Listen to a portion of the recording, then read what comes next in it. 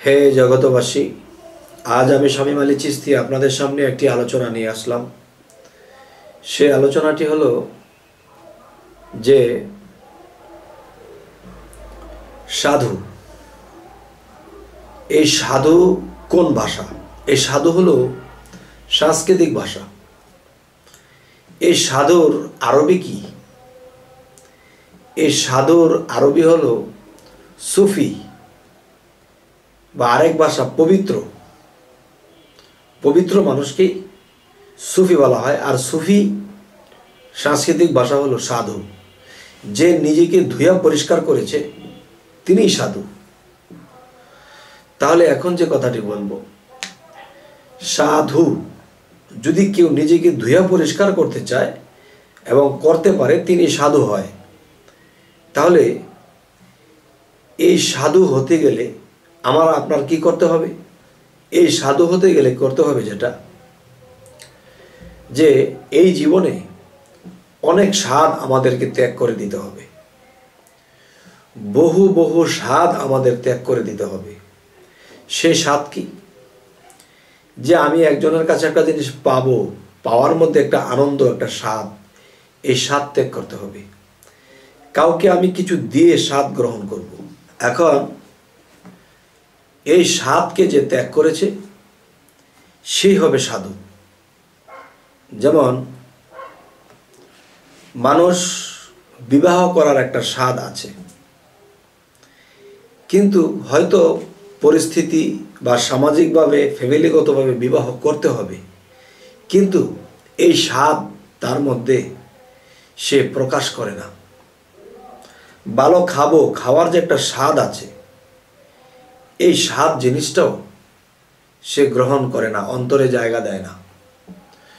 তো সমস্ত স্বাদ যারা ত্যাগ করে দেয় এবং নিজেকে পবিত্র করে নেয়, একমাত্র তারাই হলো সাধু।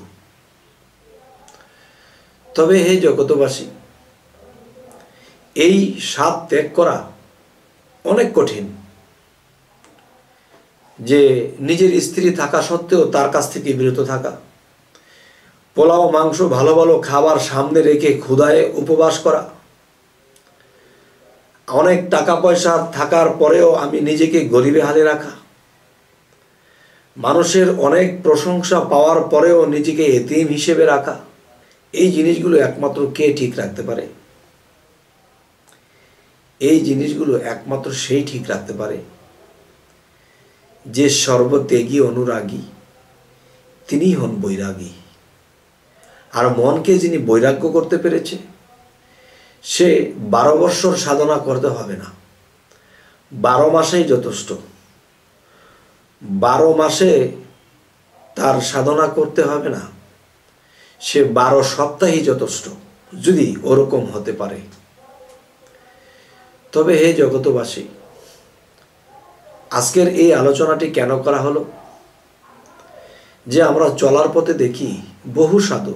কাউকে দেখি লাল কাপড় পরে বের হয়ে গেছে, কাউকে দেখি হলুদ কাপড় পরে বের হয়ে গেছে, কাউকে দেখি সাধুর ভেষ ধরে সে ভিক্ষা করে খাইতেছে, কাউকে দেখি সাধুর ভেষে আছে সংসারেই, কিন্তু মিথ্যা প্রবঞ্চনার মধ্যে আছে। তখন দেখা গেছে যে এরই মধ্যে থেকে দেখা যায় কেউ দরবেশ, কেউ ধরছে ভেষ। আর এই ভেষের তো নাই কোনো শেষ। তবে আমরা খুঁজে পাবো কিভাবে সেই আসল দেশ?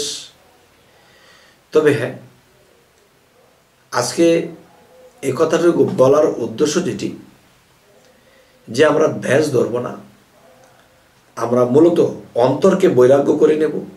অন্তরের মধ্যে আমি কি হব? অন্তর্গতভাবে আমি দরবেশ হব, কিন্তু বাহিরের ভেষে নয়। আচ্ছা, একটি হলো মজনু হালত, পাগল।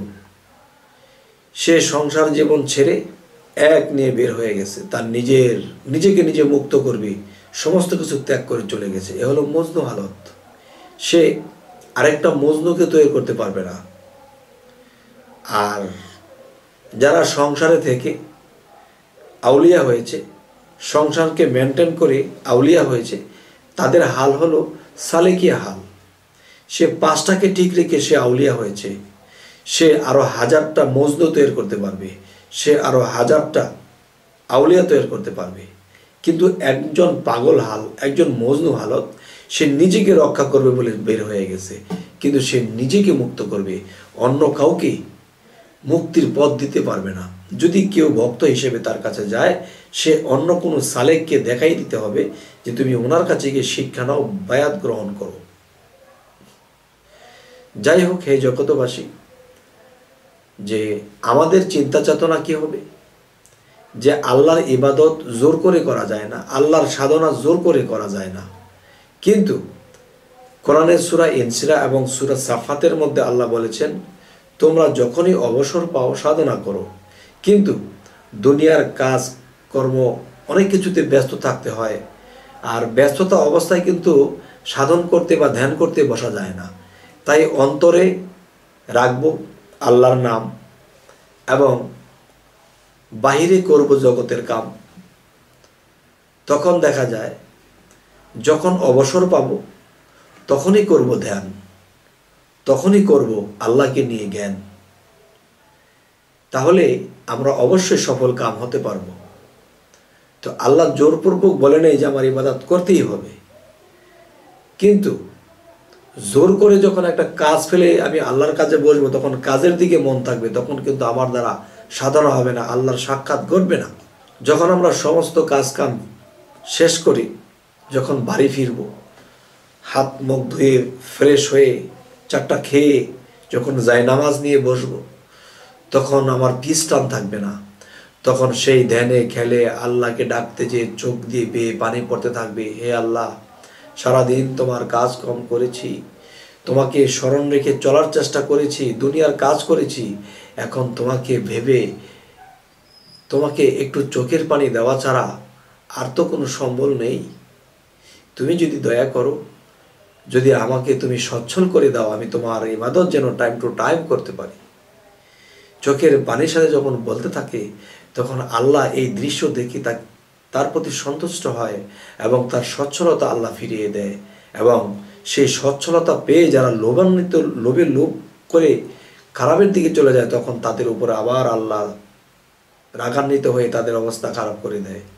আর যখন তারা আল্লাহর কাছ থেকে সময় সুযোগ পাইল, সচ্ছল হলো, তখন টাইম টু টাইম যারা ইবাদত করবে তারা 3 দিন উপরে উঠবে, আল্লাহ এদেরকে সচ্ছল ঠিক রাখবে।